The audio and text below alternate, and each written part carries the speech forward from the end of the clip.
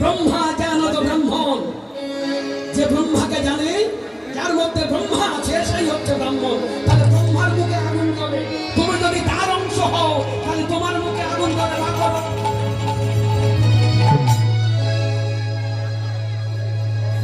সবাই যুক্তি করে বলছে দেখো নয়, তোমাকে যাতে তুলতে এসছি আমরা, যাতে তুলে দিয়ে যাবো। এখন আর লড়াই করা যাবে না আমার সাথে, যেখানে কাছে চালিয়েছে না, এখন লড়াই করলে সর্বনাশ। ওদের থালা ঘটি মাটি দেখো না, তো বলছে দেখো আমি মিটে যাবে, ঝগড়া ঝঞ্ঝাট যদি থাকবে না, তোমাকে আমরা এখন যাতে তুলে দিলাম। নিমাই বলতে মাথা খারাপ নাকি, ওইভাবে উঠবো, প্রমাণ ছাড়া কোনো কাজ হবে না। বলে দেখো বিশ্বাস করো বাবা, এই কলিযুগে আর কোনো ব্রাহ্মণের মুখে আগুন জ্বলে না। নিমাই বলছে কাকা তোমরা জানো না, ব্রাহ্মণের মুখে আগুন না থাকলেও এখনো বৈষ্ণবের মুখে আগুন আছে, এখনো বৈষ্ণবরা আগুন জ্বালাতে পারে। ব্রাহ্মণরা খেপে গেলেন। আচ্ছা বলো তো নিমাই, তুমি একজন বৈষ্ণবকে দেখাও যে বৈষ্ণবের মুখে আগুন জ্বলে, যদি তোমরা এইটুকু দেখাতে পারো, আমরা সবাই কথা দিচ্ছে তোমাদেরকে আমরা যাতে তুলে দিয়ে যাব, তোমাদের কাছে আমরা বশ্যতা স্বীকার করব, আজ থেকে ব্রাহ্মণরা হরিনাম করবে।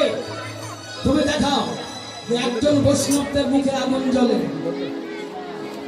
নিমাই বলছে কাকা আমি দেখাতে পারি, দেখাবো, ব্রাহ্মণকে ডাকবো। বলে ডাকো দেখি তোমার কত বড় ব্রাহ্মণ আছে দেখি। দেখেছেন হরিদাস,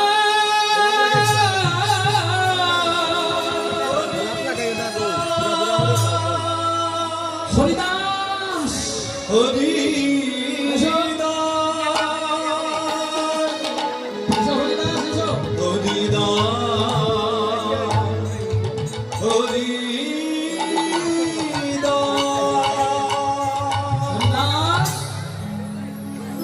একটু দেখিয়ে দে তো বাবা বৈষ্ণবদের মুখে আগুন জ্বলে কিনা দেখা। একখানা শুকনো কাঠ হরিদাসের হাতে তুলে দিয়েছে। হরিদাস মুসলমানের অন্নে প্রতিপালিত হয়েছে, কিন্তু বৈষ্ণবদের কি ক্ষমতা।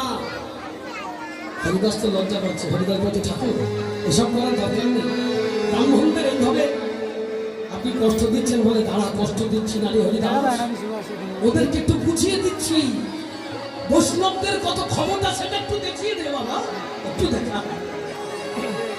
মহাপ্রভুর অনুরোধে সেই শুকনো কাঠখানা নিয়ে হরিদাস চোখটা বন্ধ করে হে কৃষ্ণ করুণা সিন্ধু বলে যখন ফুৎকার দিয়েছেন, ফুৎকার দেওয়ার সাথে সাথে শুকনো কাঠে দাগ করে আগুন ধরে গেছে।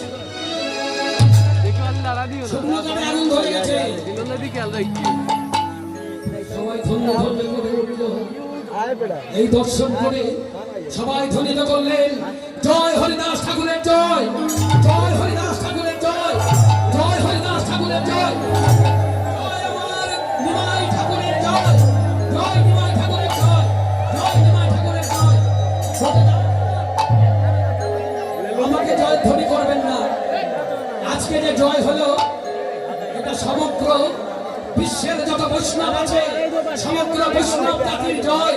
তাই আপনারা সবাই একবার বলুন জয় বৈষ্ণব গোসাই কি জয়, জয় বৈষ্ণব গোসাই কি জয়, জয় বৈষ্ণব গোসাই কি জয়।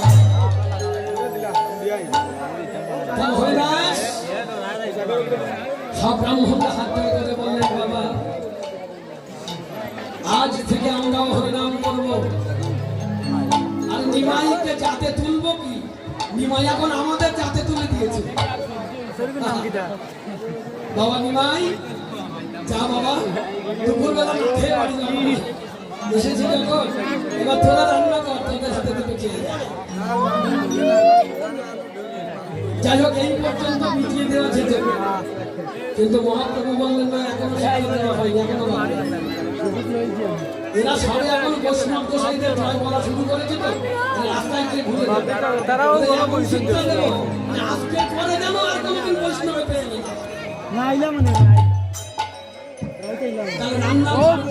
হরিদাস আর নিমাই গদাধর যে গদায় এক ধরে ছিল সে গদা সব মিলে রান্না করছে। কই দেখি ব্রাহ্মণরা সব জায়গার মধ্যে ঘরে বসে আছে, শুধু বারবার সোনা সোনার বাড়ির দিকে তাকাচ্ছে। মানে খাওয়া দাওয়া হয়ে গেলে দক্ষিণা হিসাবে ওগুলো নিয়ে যাবে। এইবার নিমাই করেছি কি, রান্না বান্না ঠিক ছিল, সবাই রান্না বান্না হওয়ার পরে দেখবেন মায়েরা রান্না করার পরে একটু মুখে দিয়ে দেখে লবণ ঝাল ঠিক মতো হয়েছে কিনা। ওই লবণ ঝাল দেখবার জন্যে মানে মহাপ্রভুর দায়িত্ব করেছে, বিশেষ করে হরিদাস রান্না করছে, তাহলে লবণ ঝালটা দেখবে কে? নিমাই। নিমাই এক বাটি তুলে দিচ্ছে, নিমাই দেখতো নুন ঝাল ঠিক মতো হয়েছে কিনা। নিমাই বলে দুধ লবণও হয়নি ঝালও হয়নি, লবণ ঝাল হয়নি, এত লবণ ঝাল দিলাম বেশ, আবার বেশ আর এতটা লবণ আমি তো মালুম হয় না, বললাম তো লবণ আর ঝাল হয়নি, আমার এতটা লবণ ঝাল। সবটুকু মুখে দিতে পারছেন না, এত ঝাল হয়ে গেছে। তারপরে মধ্যে ভালো বেশি করে ঝাল দেয়, ঝাল না দিলে ভালো, বেশি করে ঝাল আর লবণ। তারপরে সুন্দর অঙ্গ এই লম্বা লম্বা ঝাল সব ভিজিয়ে সব রান্না বান্না করে একবার পঞ্চগন্ধ সব সাজিয়ে দিয়েছে। মাম্পিটা কই কই মাম্পি আর জিও অনুবাদ রূপোর গ্লাসে জল, এক গ্লাস করে জল দিয়েছে সবার। এবার ব্রাহ্মণটা খেতে বসেছে, সে তার একবার করে অন্ন দিয়েছে, যা অন্ন দিয়েছে ওইটুকু খেলে ব্রাহ্মণটা কিন্তু একবারে নেই, যা নেবে একবারে জল টল ছিটিয়ে দিয়ে বসলো, একবারে দেখালো হয়ে গেছে। ওরা বেশ ঠিকঠাক করে বসে একটু মুখে দিয়ে দেখে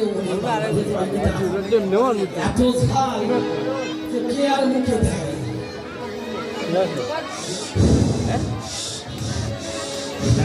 তাড়াতাড়ি করে জলের ঘটিটা নিয়ে মুখে এক ঘটি জল ছিল সোনার রূপোর ঘটি, এক ঘটি জল খাওয়া হয়ে বলে নিমাই রান্না তো খুব ভালো, ঘি দিয়ে রান্না তো, রান্না তো খুব ভালো হয়েছে, কিন্তু বাবা আর একটু জল দাও।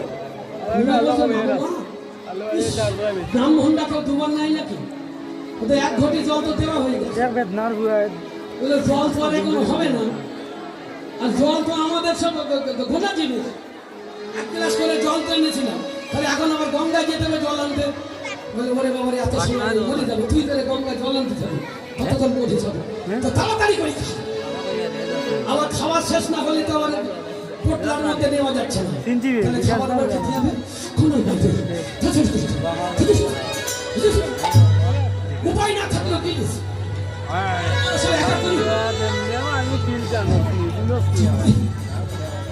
জল বেরোচ্ছে চিপি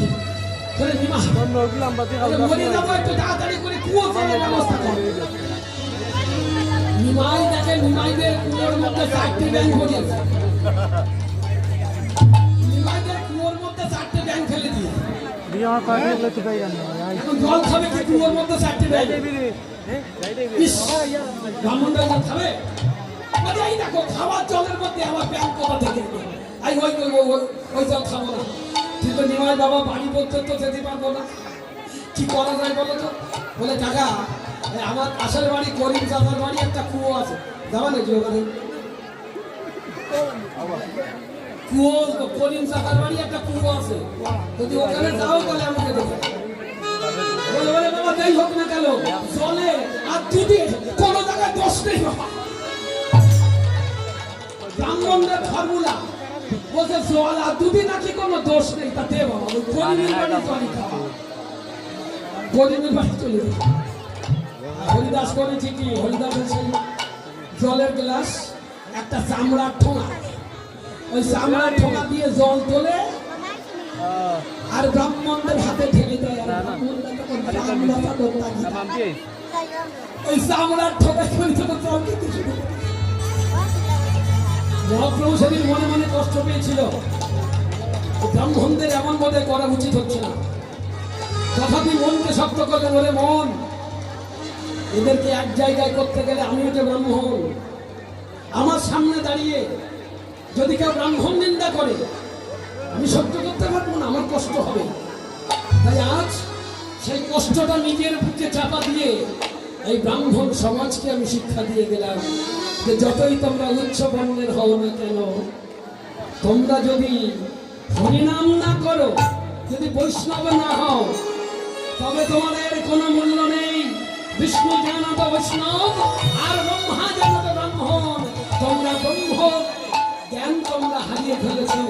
তাই এখন তোমরা বৈষ্ণব হও। এই একটা পথই তোমাদের আছে, তোমরা বৈষ্ণব হও। মুচিও সূচি হয় যদি কৃষ্ণ ভজে, ব্রাহ্মণ হয়ে চণ্ডাল হয় যদি কৃষ্ণ ত্যাগে।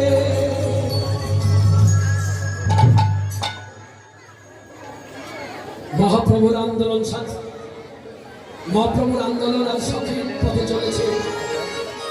যে আন্দোলন মহাপ্রভু শুরু করেছিলেন, আজ সেই বর্ণশ্রেষ্ঠ ব্রাহ্মণ, এই ব্রাহ্মণরা তারা এখন বৈষ্ণব পদ অবলম্বন করছে। বাবা, এই যে মন্দিরের যেসব ভোগদান করেন যে পূজারীরা, যদি ব্রাহ্মণের বৈষ্ণব হয় তাহলে উপযুক্ত, না হলে বৈষ্ণব সবাই হতে পারে।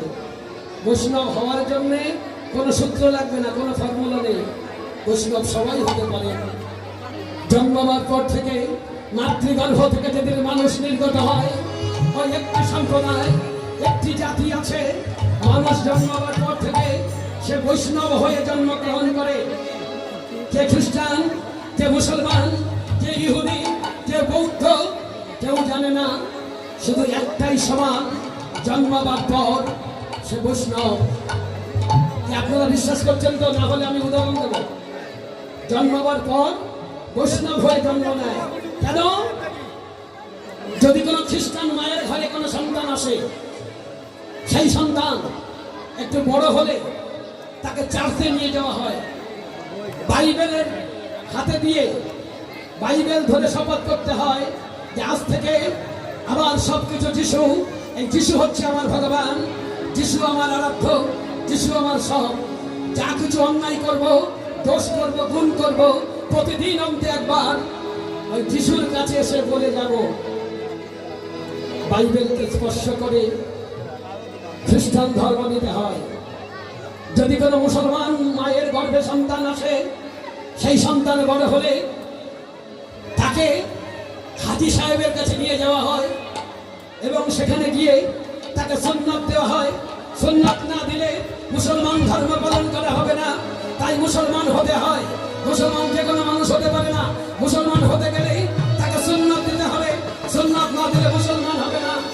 বলতো ভাই, একজন হিন্দু মাতৃগর্ভ থেকে নির্গত হয়েছে, বৈষ্ণব হওয়ার জন্য তোমাকে কি কিছু করতে হয়েছে? কিছু করতে হয়? কিছু করতে হয় না। মাতৃদুগ্ধ অমৃত সমান যা তুমি পান করে এসেছো, তারপর যদি তুমি এই পৃথিবীর কোনো আখাদ্য কুখাদ্য না গ্রহণ করো, তাহলে তুমি বৈষ্ণব ছিলে, বৈষ্ণব আছো, বৈষ্ণব থাকবে। এখানে দোষটা কি হয় জানেন? বৈষ্ণব হয়ে জন্ম নিয়েছিলাম সত্য, কিন্তু আমার মায়েদের একটা ভুলে আমাদের সর্বনাশটা হয়ে গেছে। আমার মায়েদের ভুলটা কোথায় জানেন? ওমা, জন্ম নেওয়ার পর ওই বাচ্চাটা তো আপনার ভাতের থাল কেড়ে নেয়নি, তাকে দুধ দিয়ে বড় করেছেন। তারপর কত 8 মাস না 9 মাসে সে মুখে ভাত দেয় না? হ্যাঁ, ওই ক মাসে দেয় রে?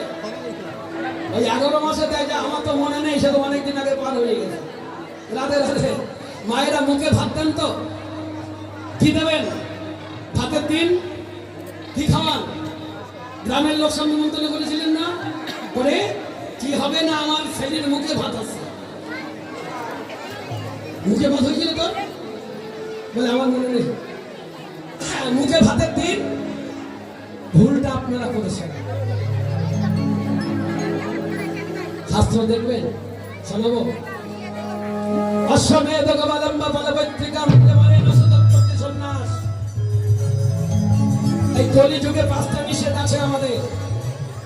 অশ্বমেধ গবালম্ব বলবৈত্রিকাম দেবারেণ সুতত্ত্বতে আর সন্ন্যাস। অশ্বমেধ যজ্ঞ, গোমেধ যজ্ঞ, মানে ঘোড়া কেটে, ছাগল কেটে, মহিষ কেটে বলিদান যজ্ঞের নিষেধ, মহাপ্রভুর নিষেধ। বলপৈতৃকম, বলপৈতৃকমটা কি? জীবনে জন্মানোর পর প্রথম অন্নটা যেন ভগবানের প্রসাদ হয়, মায়ের প্রসাদ হয় জীবনের প্রথম অন্ন। অথচ আমরাই ভুল করেছি, গ্রামের লোকজন থেকে মা একবার মুখে তুলে দেয়, মাসি একবার দেয়, কাকা একবার দেয়, সবাই মিলে মাছ মাংস খাইয়ে আমার বৈষ্ণবতা নষ্ট করে দিলেন। এটাকে বলে পরপৈতৃকম। জীবনের প্রথম অন্ন মাছ মাংস খাইয়ে দিলেন, আর যেদিন এই পৃথিবী ছেড়ে চলে যাব, যেদিন আমার মৃত্যু হবে, আমার পরিবার বর্গগণ, আমার ছেলে পুলে নাতি নাতনি যারা থাকবে, গায়ের কিছু মানুষকে ডেকে আমার দেহটাকে পুড়িয়ে দেবে।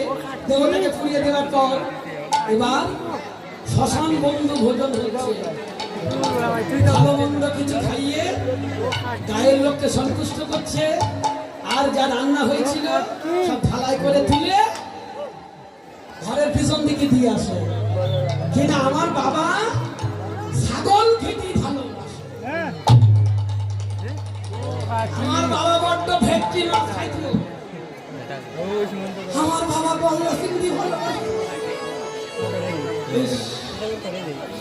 যে বাবারে 15 দিন আগে পুড়িয়ে দিয়ে, যার দেহ নেই, জ্যান্ত থাকতে কোনোদিন গলদা চিংড়ি খাওয়া, ভেটকি মাছও খাওয়া, মরিয়ে গেছে, দেহটা শেষ, এখন লোকজনকে কি খাওয়ায়? তাহলে থালে করে নিয়ে ঘরের পিছনে খালে ঢাকাতে আছে ভূতকে। আর মাগো, শ্রাদ্ধ বাড়িতে আপনারা যারা খেয়েছেন, শ্রাদ্ধ বাড়ি খেলে কি হয় জানেন? ধর্ম নষ্ট হয়, সাধন ভজন নষ্ট হয় শ্রাদ্ধ বাড়ি খেলে। শ্রাদ্ধ বাড়ি খাবেন কেন? তার বাবা মা মারা গেছে, সে আপনাদের খাইয়ে পাপ মুক্ত হবে, আর আপনারা গিয়ে সেই শ্রাদ্ধ খেয়ে এলেন। কি সর্বনাশ!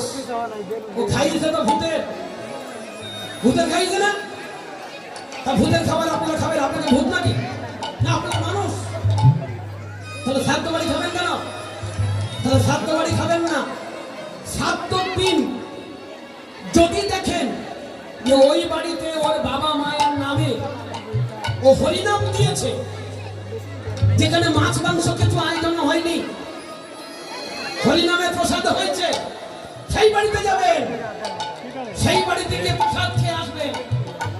আর জীবনের প্রথম অন্নটা যেমন ভগবানের প্রসাদ ছিল, ওই জীবনের শেষ অন্নটা আপনাদের সবার চরণে ধরে বলে গেলাম, কেউ ওই শ্রাদ্ধ বাড়িতে বাবা মার উদ্দেশ্যে ওই থালায় করে মাছ মাংস রান্না করে দিয়ে আসবেন না। এটা একটা পুরনো কথা, ওটাও আমি গ্যারান্টি দিয়ে বলতে পারি, ওটাও নকল মাল, আসল গ্রন্থ নেই। তাহলে ব্রাহ্মণরা কেউ একজন লিখেছে ব্যবসাটা যাতে ভালো চলে, আপনারা বিচার করুন। যদি দেহ না থাকে তাহলে খাওয়ানোর দরকার আছে, নেই তো, তাহলে কি করব? এই যে শ্রাদ্ধ বাড়িতে আমার বাবা মার উদ্দেশ্যে একটু হরিনাম দিতে হবে, ওদিকে শ্রাদ্ধ হবে, এদিকে হরিনাম হবে। এই হরিনামের একটু বাতাসা, একটু চিড়ে, একটু প্রসাদ মিষ্টি, যেটা সবাই খাবে, সেই প্রসাদ নিয়ে একটু কলার পাতায় করে বাবাকে দিয়ে আসুন, আর চোখের জল দিয়ে তাকে বিদায় দিন। তাকে বিদায় দিতে হবে। এই মানুষ মারা গেলে 10 দিনের মধ্যে তার মুক্তি হয় না, 10 দিনে হয় তার দশা। ওই দশার দিন আবার প্রাণটা চলে আসে বাড়িতে। কে কেমন আছে, ছেলে পুলে সব কেমন আছে দেখতে আছে। দেখবেন মানুষ মারা গেলে এমনিতে তাদের বাড়িতে একটা কেমন যেন, না বললে বোঝা যায় এ বাড়িতে কেউ একটা মারা গেছে, যে দশা চলে। 10 দিনে দশা গেল, ওই প্রাণটা সেই দিন থেকে বাড়িতে রয়ে গেল।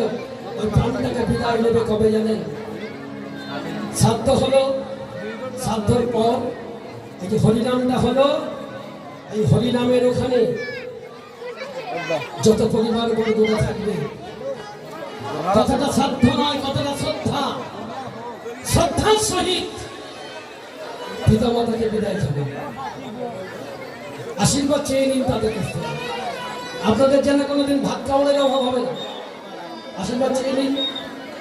বাবা গরিব থাক, গরিব ছিল, গরিব হয়ে পড়েছে, কিন্তু বাবার আশীর্বাদটা গরিব নয়, আশীর্বাদটা অনেক বড়। যে আশীর্বাদে অনেক কিছু আপনি পেতে পারেন। তাই সেই শ্রদ্ধার সহিত গুরুজনদের কাছ থেকে আশীর্বাদ চেয়ে দিন, আর শেষ দিনে এই মহাপ্রভুর প্রসাদটা পৌঁছে দিন। এটাকে মহাপ্রভু বললেন বলপৈতৃকম দেবরেণ সুতোৎপত্তি। আর সন্ন্যাস দেবরেণ সুতোৎপত্তি কথাটা খুলে যদি বলতে বলেন আমি বলবো। মহাপ্রভুর নিষেধ আর একটা কি ছিল? তৎকালীন সময় এইসব নিয়ম ছিল, যদি কোনো ভাইয়ের সন্তান না হয় তাহলে আর একটা ভাইকে দিয়ে গর্ভে সন্তান নেওয়া যাবে।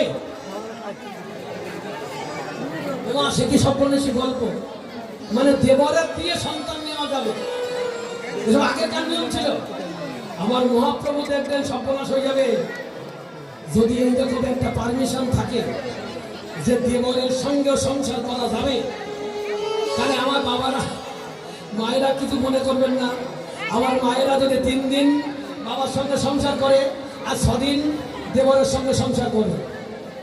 মহাপ্রভু বললেন সর্বনাশ, এই ধরনের কোনো নিয়ম বৈষ্ণব শাস্ত্রে চলবে না। তাই তিনি ওটাকে কেটে দিলেন। অশ্বমেধ গবালম্ব বলপৈতৃকাম দেবরেণ সুতোৎপত্তি। আর শেষে কলম দিয়ে গেলেন সন্ন্যাস। কলিযুগে তোমরা কেউ সন্ন্যাস নেবে না। কলিযুগে ওই একটাই ধর্ম, একটাই নাম, হরে কৃষ্ণ কৃষ্ণ কৃষ্ণ হরে হরে, হরে রাম রাম রাম হরে হরে।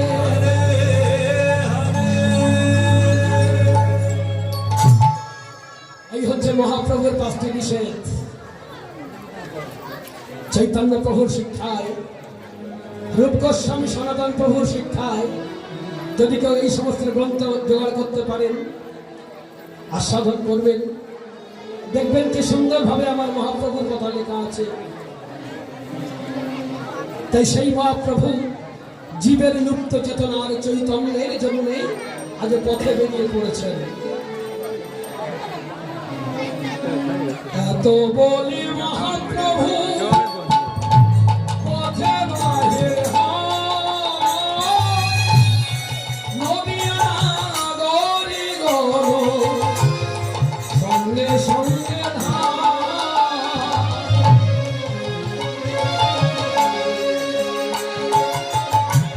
পিছু পিছু চলিল সবে,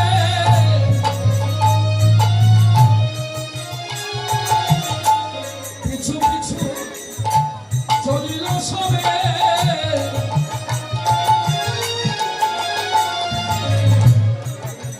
মহাপ্রভু কোথায় যাচ্ছেন? পৃথিবীতে চলেছেন। মহাপ্রভু বলছেন আমি কোথায় যাব জানো? সরজ পুজিতে যাব, চলো এখন।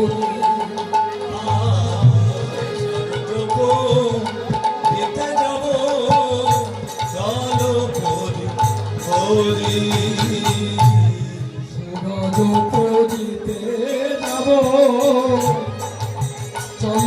এখন। সূরজ পুজিতে যাব, চলো মোর হরি। আনন্দ হরে নারে, আনন্দ হরে নারে, আনন্দ হরে নারে, আনন্দ হরে নারে। সূরজ পূজা করিবে বলে আনন্দ হরে নারে। সূরজ পূজা করিতে যাবে, আনন্দ আর ধরে নারে। তারা হরি হরি হরি বলে আনন্দ হরে নারে। তারা হরি হরি হরি বলে, আনন্দ আর ধরে নারে। হরি হরি হরি বলে, আনন্দ আর ধরে নারে। হরি হরি হরি বলে, তাদের আনন্দ আর ধরে নারে। আমার মহাপ্রভু সূর্য পূজা করতে এসছেন। মাগো ঘড়ির দিকে তাকালে আমার গান বন্ধ হয়ে যায়, মানে এখনো 10 ঘন্টার মতো হবে, শুধু সূর্য পূজা এখনো কিছু হয়নি, সবে 2 লাইন বলেছি, আর এই বড় পালা। তা যাই হোক, পালাটা কোনো রকম এখন শেষ করতে হবে, আবার রাতের বেলা আরো সব দল আছে, রাতের বেলা আবার ভগবান দর্শন হবে। ওই দেখো ভগবানের কথা শুনে কি আনন্দ, যদি কেউ পালায় না রাতের বেলা সব বাড়ি বাড়ি চলে যাবো, আমি সব ডেকে ডেকে নিয়ে আসবো। রাধে রাধে। সূর্য পূজা কে করলেন? মহাপ্রভু। বলে এইভাবে কেউ ভাবেননি কোনোদিন, শুধু লীলা খেলা দেখেছেন না চলে যেতে পারে চলে গেছে। আচ্ছা বলুন তো, পূজা পার্বণটা কোন যুগের লীলা?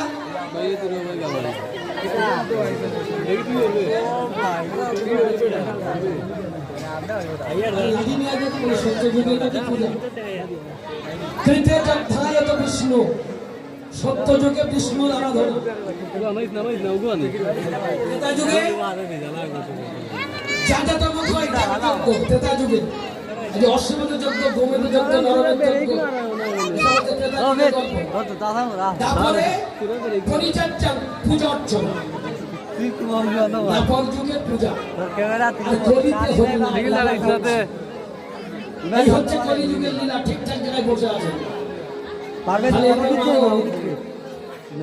লক্ষ্মী পূজা, দুর্গা পূজা, শ্যামা পূজা, মনসা পূজা, কালী পূজা, এই পূজাগুলো তো আমরাই করি।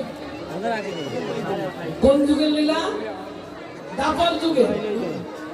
দাপর যুগের লীলা আপনারা করেন, মানে ব্যাপারটা কি ঠিক হচ্ছে?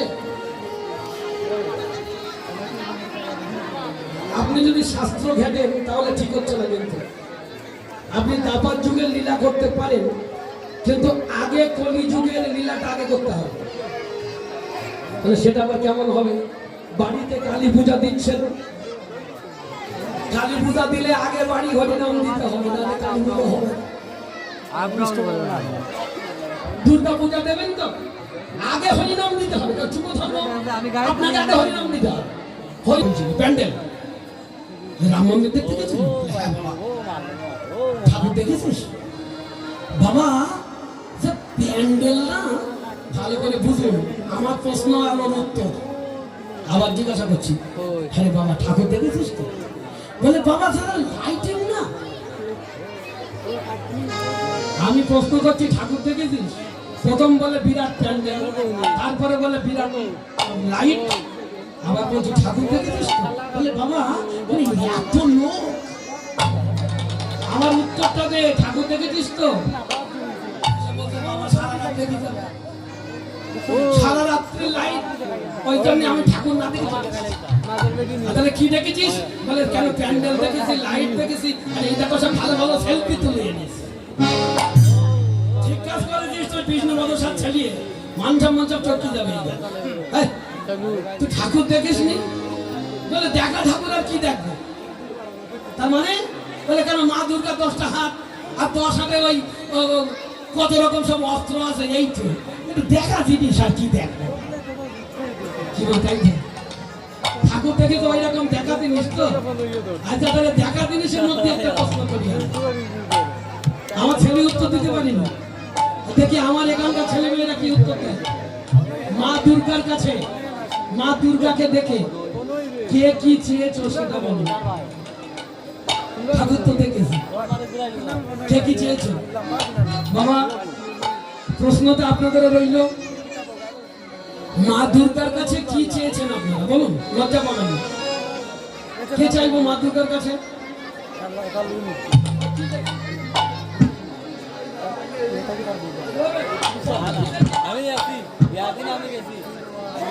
ওই এক বস্তা চেয়েছে কি টাকা, ওটা আমার সঙ্গে যোগাযোগ কর, আমি তোরে টাকার গর্তে ফেলে দেবো, বস্তা নিয়ে আগেই উঠতে পারবি না। আমার সঙ্গে যোগাযোগ কর, তোর এমন এমন সন্ধান বলি দেবো না, টাকার গর্তে ফেলে দেবো, বস্তা নিয়ে উঠে আসতে পারবি না। বড় বড় খনির সন্ধান রাখি। মা দুর্গার কাছে নাকি টাকা চায়, সবাই ওই চায়। ও মহালয়াতে ওইটাই বলে, রূপং দেহি, গুণং দেহি, ধনং দেহি, ফলং দেহি। বউ দাও, ছেলে দাও, স্বামী দাও, বলে বাবার এই জন্য ভগবানের ফ্যাক্টরি আছে, মা দুর্গার ফ্যাক্টরি আছে না, ভালো ভালো স্বামী দেও, একটাই হবে না, ভালো ভালো দাও, সবকিছু ভালো ভালো দাও। হ্যাঁ? মা দুর্গার কাছে যদি এইটা যদি সঠিক হয়, ধন টাকা পয়সা গাড়ি বাড়ি এটাই যদি সঠিক হয়, তাহলে আজকে রাতের বেলা আলোচনা হবে সেই অভিসারের। এই প্রজরামাগণ বালুকা দিয়ে কাত্যায়নী মূর্তি তৈরি করে মা দুর্গার কাছে কি চেয়েছিল?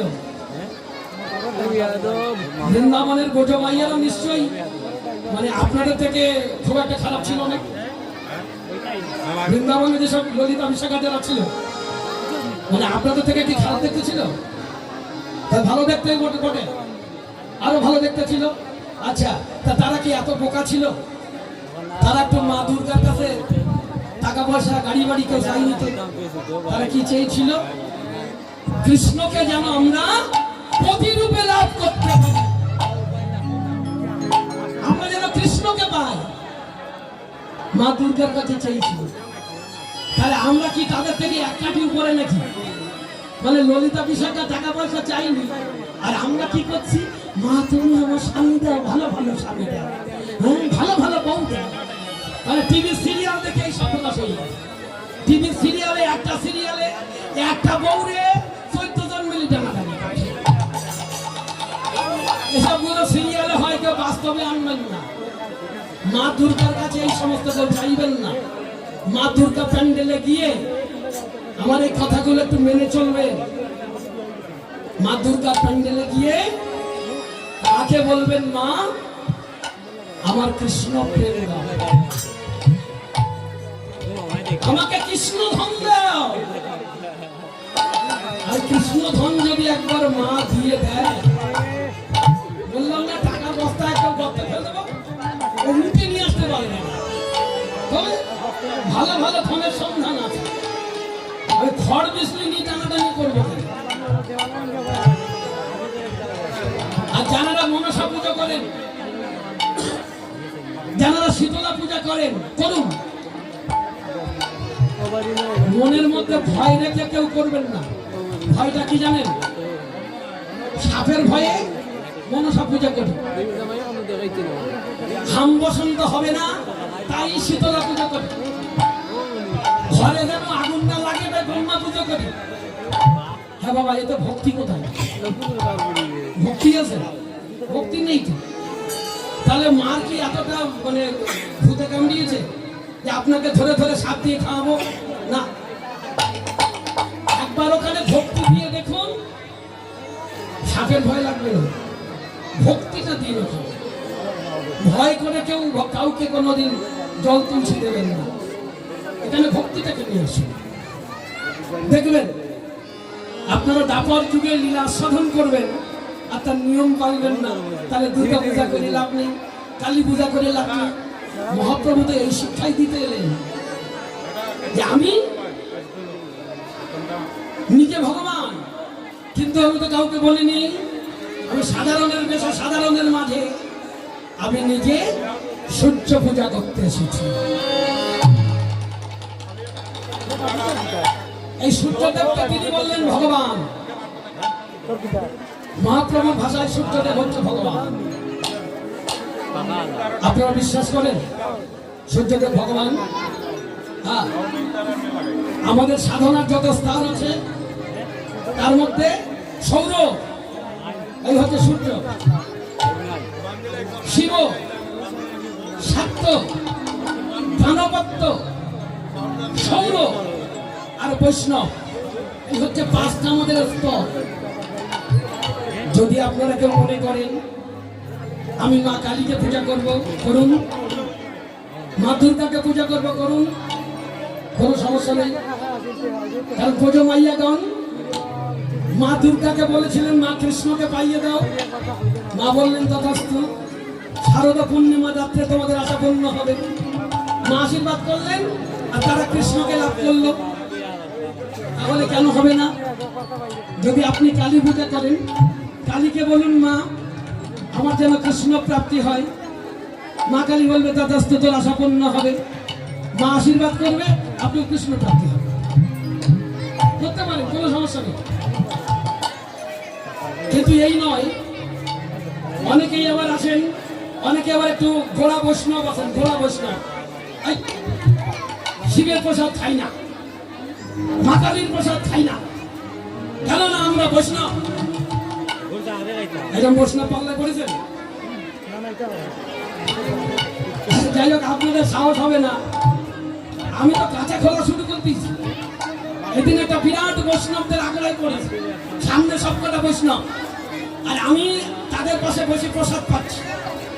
তারা সব যেদের মতো থালায় নিজেরা বাটি বুটি নেছে, আর আমি আর আমাদের আরেকটা আছে আমাদের দোহা, ওটা পাশে বসে আমরা দুটো মাথা নিচু করে বসে আছি।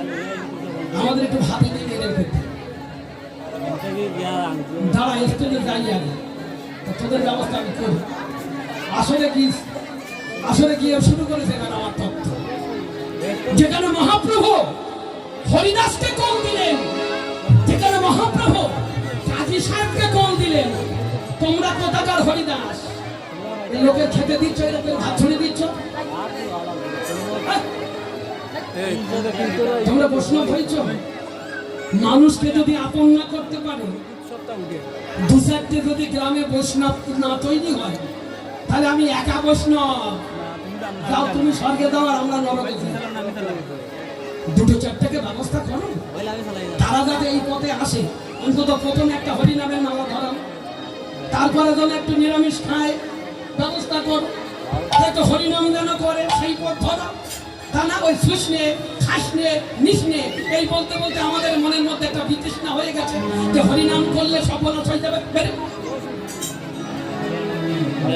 বৈষ্ণব হলে এত কষ্ট, বৈষ্ণব হব না, এরকম কারবার করলে হবে? নতুন নতুন বৈষ্ণব তৈরি করতে হবে। এই কীর্তন শুনে যদি চারটে লোক যদি নতুন তুলসীর মালা না গলায় দেয়, তাহলে লাভ হবে। অন্তত আসলে 10-20টা করে তুলসীর মালা পরাতে হবে, তবে তো আমাদের দলে ভারী হবে। তার জন্য যদি দু চারটে মিথ্যা কথা বলতে হয়, আমি তো বলে যাচ্ছি একটা বিরাট মিথ্যা শুনুন, যারা তুলসীর মালা গলায় দেননি তাদের বিরাট বিপদ হবে।